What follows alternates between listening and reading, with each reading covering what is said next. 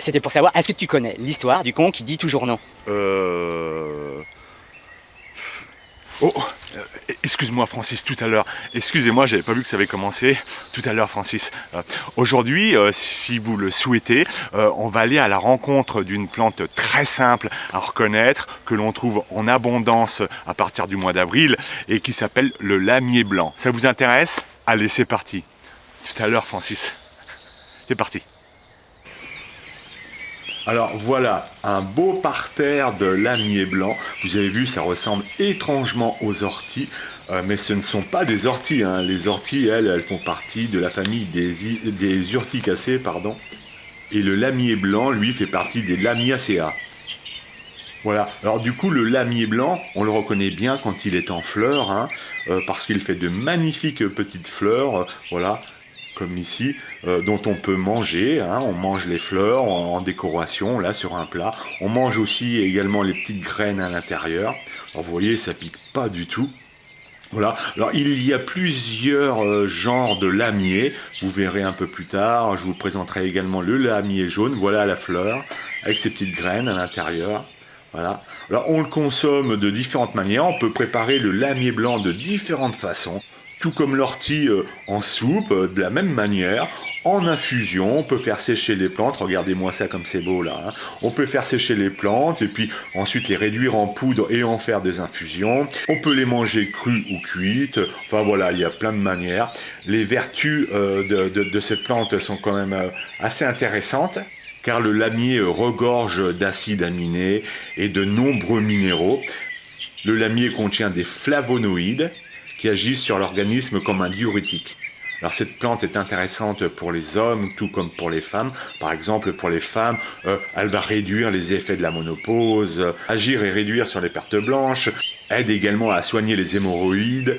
Elle soulage ceux qui auraient des problèmes de gouttes, des insuffisances urinaires, des troubles de la vessie, des hémorroïdes, contre les règles douloureuses. Je crois que j'en ai parlé pour les pertes blanches. Alors comme pour toutes les plantes, elle est déconseillée aux femmes enceintes. C'est une plante tonique et en plus remplie d'antioxydants. Elle atténue les démangeaisons cutanées.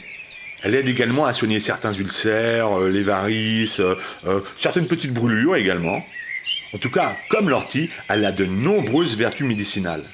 Vous voyez, c'est vraiment très simple à reconnaître. Il y a beaucoup de variétés de lamiers, je ne sais plus, une trentaine ou une quarantaine, toutes comestibles. Voilà, ici par exemple, vous avez le lamier jaune, qui a les mêmes propriétés que le lamier blanc.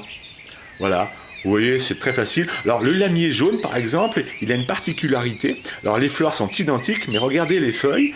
Elles sont couvertes d'une espèce de tache blanche, comme ça. En fait, ça donnera un reflet argenté quand vous les verrez sur place. Voilà, une espèce de petite couleur argentée, comme ici. Voilà. Mais ne vous en inquiétez pas. Alors, hein, je vous l'ai dit, hein, on peut les manger crus, cuites, en salade, de différentes manières. Il y en a de toutes sortes. Certains font des desserts, des gâteaux. Regardez la fleur comme elle est belle, hein.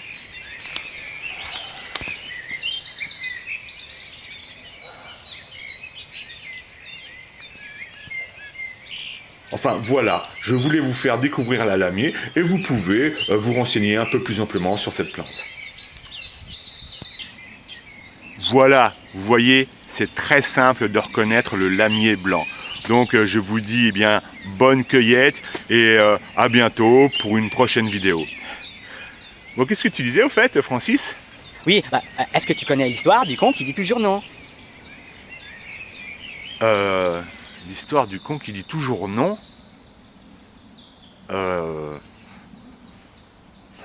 Non. Eh bien, tu sais quoi? Je m'en doutais.